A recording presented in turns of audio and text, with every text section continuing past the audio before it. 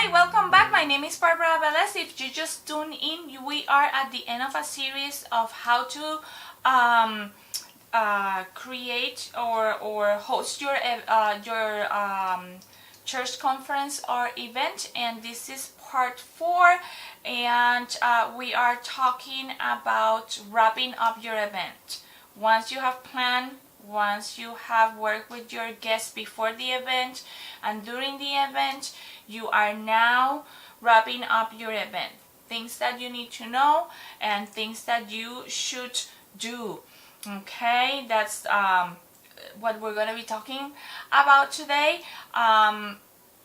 If you've been enjoying this series, please make sure that you leave a comment down below, and please let me know if you have other things that would like to add to this video, because I want to also learn from you. My passion is to help you grow to your full potential, and I want to help you whether you are a minister that is just starting in ministry, or you are an experienced minister and you just need some tools and are stopping by. I want to help you grow.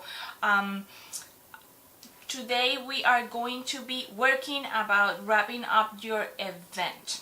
Okay, so once everything is said and done and you have had the time of your life, what are the things you need to do to wrap your event and finish strong? Okay, first of all, you need to make sure that you invite all of your guests back.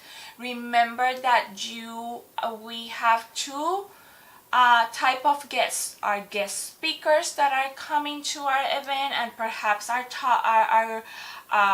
talking at your church or ministry or event for the very first time. You want them to come back, so you want to tell them how much you appreciated them coming to your event, and that you will love to have them back as you said to them goodbye and as you send them to the airport. They need to know that.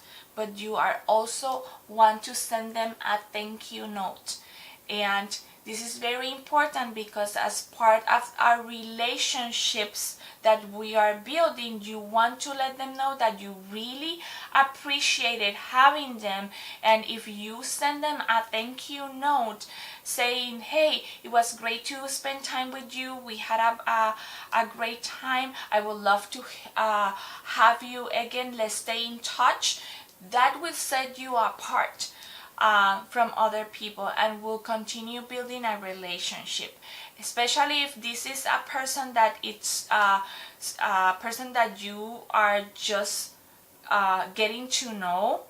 Remember in the first week we talk about that I rather prefer to invite people that you are in relationship with, but we also want to invite people that we don't know, but we have been referred through, or there's some sort of connection, but perhaps that person you don't know that well, and you had a great time during your conference and you want to continue building that relationship. This is a great way to do it. Send them a thank you note in writing.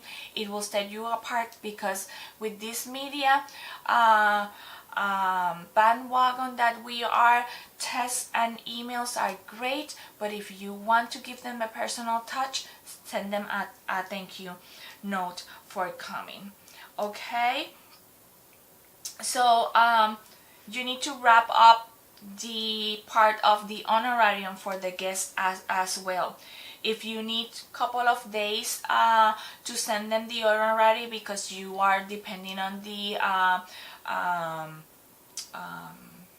income that was generated through the offerings and everything, you need to be upfront and let your guest speaker know and say, hey, I'm giving you this check. If you're giving them a check, but can you wait a couple of days until you catch it in? Give me a couple of days and I'm post-dating it. Most of the guests will understand and will honor your request. If you decided that you were going to PayPal that money into their ministry, or it was going to be through a different way, just let them know that you're going to make the transaction in certain amount of time, and be punctual with the time frame that you gave them. They will understand and they will appreciate where you're coming from and that you're upfront with them. It's very important, because that way there's no confusion at all. Just make sure that you know what to do with any materials or a product that are left behind. Some guests decide, well, I don't want to carry that with me, can you ship it over? Just make sure that if you are shipping it over through them, or if you have the cost to ship.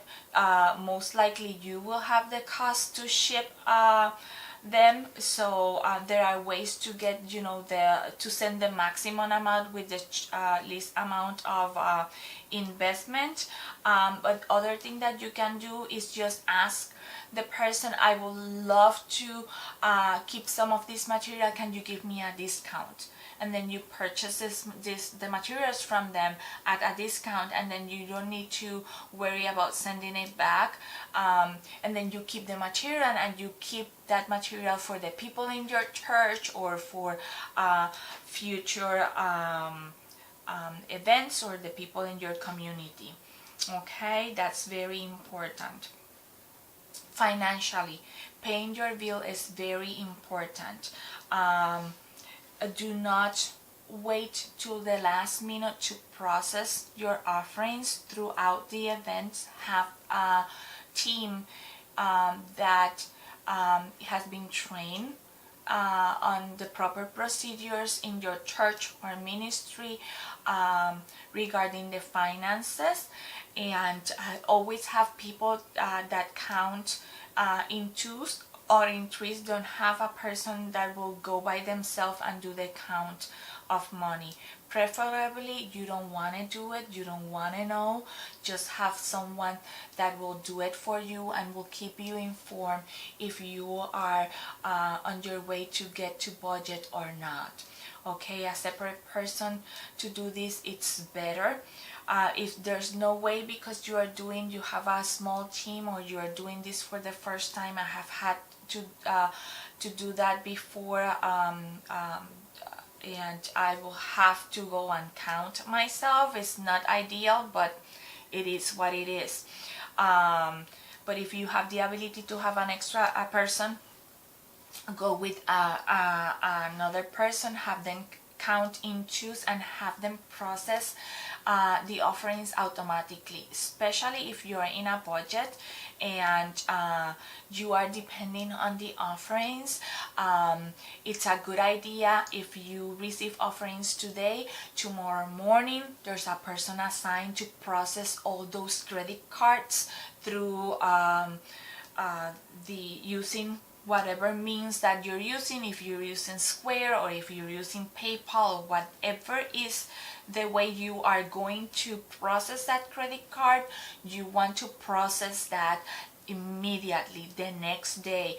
Also, if you're able to count and do the deposit immediately, do it. That will help you maintain the balances you need for when the time comes to pay the bill. You have everything in place. That have worked very well for me in the past, and it's an ideal way to do it, especially if you are tight in your budget. Okay, and people love when you do that, just because it's a pain that you write a check, or you made a transaction in a conference, and then it lingers and lingers and lingers, and then 3 weeks later you get something in your credit card, or something is catch in, and not everyone is as organized as you might think, and it's kind of annoying to think that you have X amount of money in the bank and not having it. I am very good about these things in my personal life, but there have been times that I have been hit for miscellaneous reasons. So I cannot imagine someone that is not as organized as me. So have empathy and know, put yourself on the feet of other people. So other thing that is very very important, once you have sent off your guests and send that thank you note, and financially make sure that you have processed everything and you have hopefully made budget and paid your bill, you want to have a wrapping up meeting. This is very important. Very few people do that. I recommend to do that. We learn a lot having a wrapping up meeting, and especially if we do it well, we will avoid people to get offended.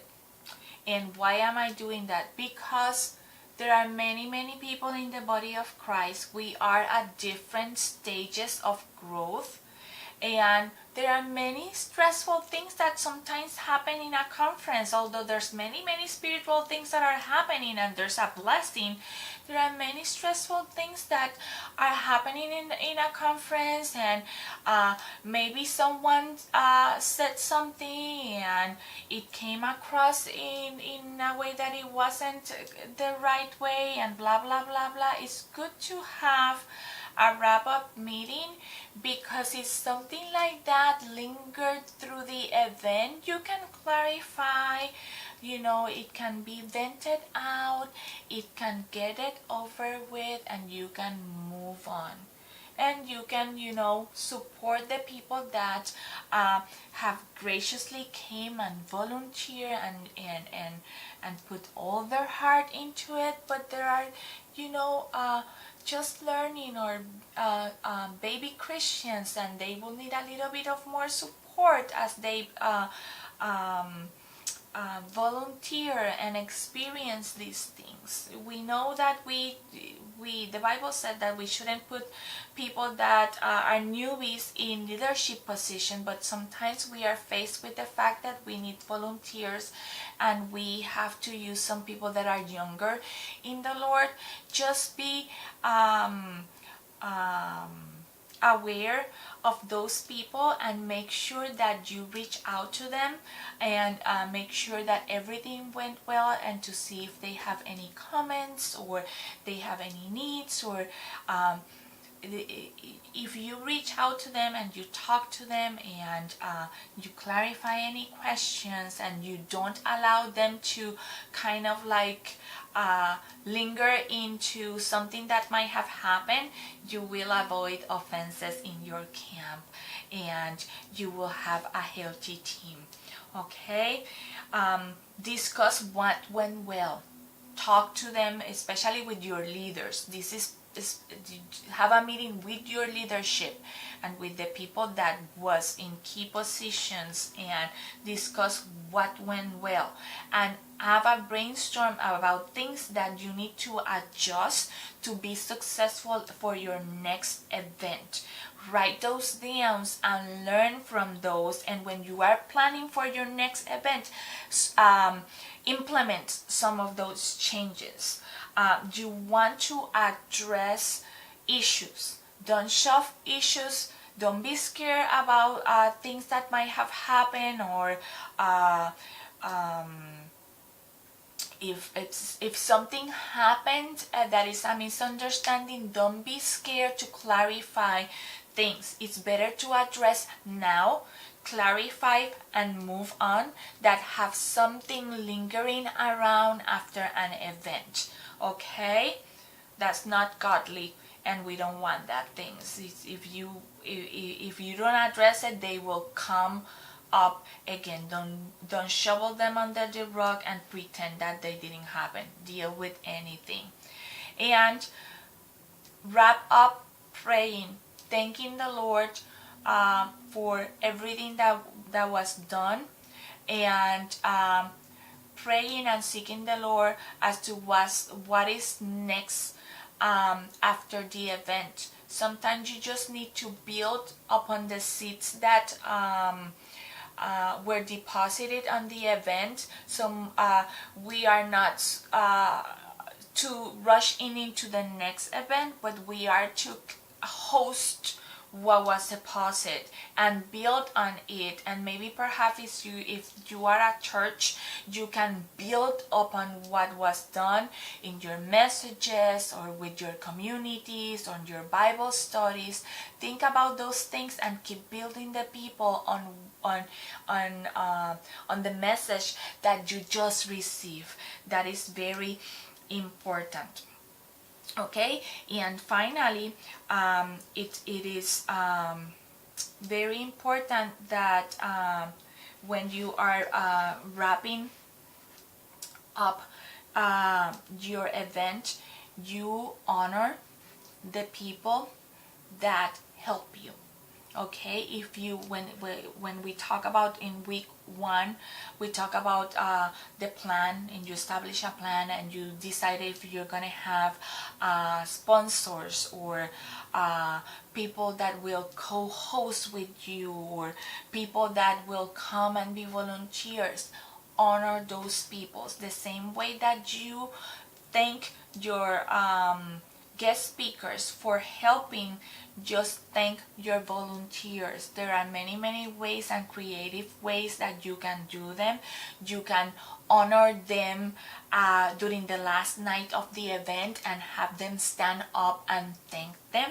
You can have a special gift for them that could be given to them at the end, like a special token to remember the conference or their service. It could be even a pen or a bookmark or something that remind them that they gave their time to volunteer in that event and they are appreciated. If you can, if you are able to write thank you notes for them, that would be fantastic.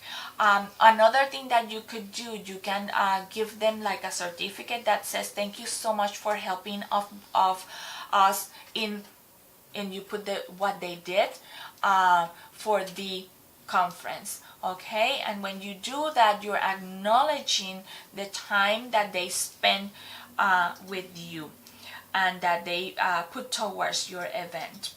Honor goes a long way, and people will be most likely to talk back to you and be able to volunteer again if you do these little details and you acknowledge them. Not because they want or need the acknowledgement, but because you are relating to them and you are honestly making them feel like you value what you did. And if you really do and you're authentic about it, they will know it and they will appreciate you and they will honor you back for it.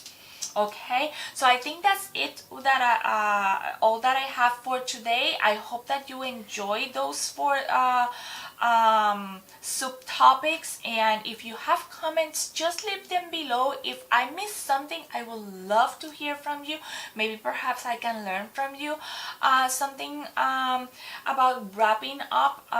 There's many things that other things that I would like to share, but I don't have the time to share them. Perhaps I need to do another video. So if you have an idea or something that I will that you would like to hear about this topic or any other topic of leadership, please comment down below. I will be happy to consider it for a future video. Thank you for joining me, and I hope to see you soon as we start a next series next week, and I will see you next week with more details about it. God bless you.